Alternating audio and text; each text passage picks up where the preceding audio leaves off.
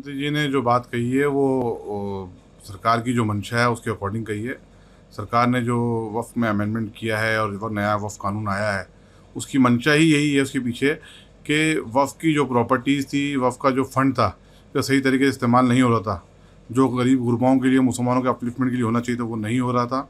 इसी मंशा से सरकार ने इसमें अमेंडमेंट करके नया कानून लाई है और प्रधानमंत्री जी ने कल वही बोला है कि अब वफ़्क़ के अंदर जो अमेंडमेंट हुआ है, इसका फ़ंड का सही इस्तेमाल होगा और गरीब मुसलमानों के अपलिफ्टमेंट के लिए काम होगा, उनकी एजुकेशन के लिए काम होगा, बेवाओं यतीमों के लिए काम होगा। देखिए, किसी पार्टी पे विशेष पे मेरा कटाक्ष करना उचित भी नहीं है और ना मैं पार्टी के किसी आरोप प्रत्यारोप में जाना चाहता हूँ। लेकिन हाँ, इसमें ये हकीकत है कि जब से देश आज़ाद हुआ है, पिछले 60-70 सालों के अंदर मुसलमानों की पोजीशन जितनी बढ़नी चाहिए थी, उससे ज़्यादा कई गुना ज़्यादा नीचे हुई है।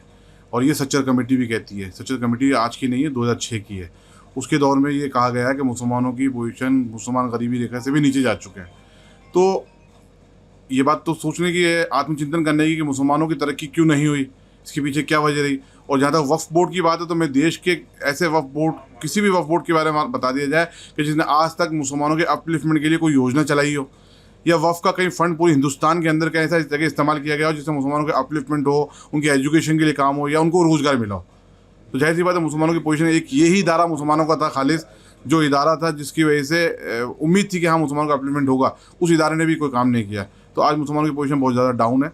आज ज़्यादातर मुसलमान गरीबी रेखा से नीचे जी रहा है और रोज़मर्रा की रोज़गार के लिए बाहर निकलता है और शाम को कमा के घर लाता है। सरकार ने अपनी मंशा बिल्कुल साफ़ करी थी जब ये बिल को पेश किया गया था, और अभी पार्लियामेंट में जो डिबेट हुई बिल को, कानून पास होने से पहले, उसमें भी पूरी तरीके से तमाम सरकार के जितने ज़िम्मेदारान थे, सबने ये कहा है कि वक्फ कानून के पीछे मंशा यही है कि मुसलमानों के लिए इसके जो फ़ंड का है सही रूप में इस्तेमाल किया जाए।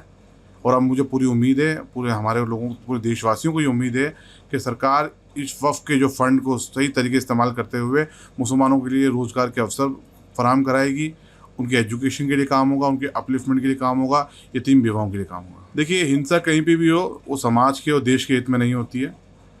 इससे जान माल का नुकसान भी होता है और नाहक बेगुनाह भी मारे जाते हैं। हिंसा कहीं भी उसकी निंदा की जानी चाहिए, लेकिन हमें ये सोचना होगा कि जो लोग इतने दिनों से मिसलीड कर रहे थे, समाज को गुमराह कर रहे थे कि आपका ये छिन जाएगा, आपकी दरगाह चले जाएगी, आपके इमाम बाड़े चले जाएंगे। सबसे पहले तो मैं आपके चैनल के माध्यम से पूरे देशवासियों से ये अपील करना चाहता हूँ कि शांति बनाए रखें। इस वक्फ कानून में ऐसा कुछ भी नहीं है कि जिससे आपकी दरगाहें, इमाम बाड़े, मस्जिदें छीनी जाएगी।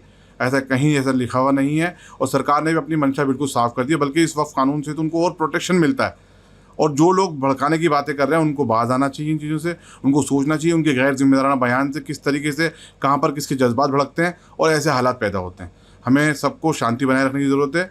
भारत सरकार पे यकीन रखें, देश के संविधान पे यकीन रखें, और अब ये मामला सुप्रीम कोर्ट के सामने है तो हमें देश की न्यायपालिका पर भी यकीन रखना चाहिए। जो होगा सबके बेहतर। For watching the video. If you like it, please press the like button, share your views in the comment section, and please subscribe to India News TV for more such updates.